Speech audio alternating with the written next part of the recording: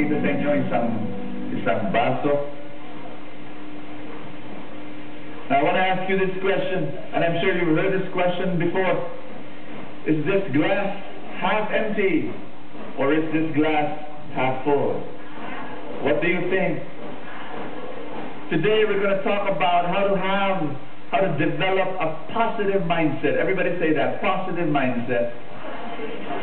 May mga tao, pag tumitingin sa baso nito, sinasabi nila, ay, kalahati lang. Ay, hindi na puno. They look at the glass and they say, it's half empty.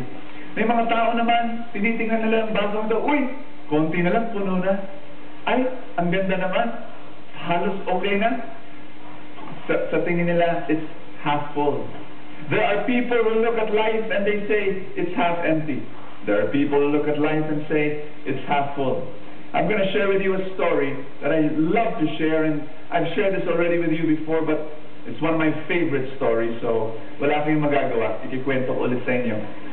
Merong isang lola, paborito ko itong kwento ko. May isang lola, kasama niya yung apo niya sa beach, at yung lola nakaupo, nagko-cross-stitch, enjoy na enjoy sa beach, habang tinitingnan niya yung kanyang apo na malapit sa tubig, dun sa dagat.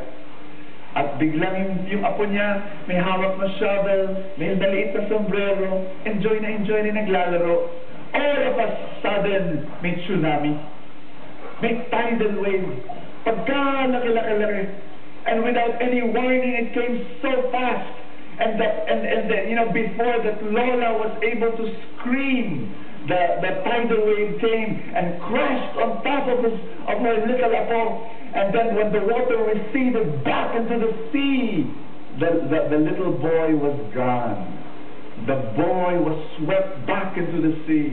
And the Lola stood up. And the Lola, with anger and with a fist towards the sky, the Lola said, Lord, bakit ka ganyan? Araw-araw na nagsisimba, nagdadasal, mabait naman ang tao. Lord, ibalik mo yung apo ko.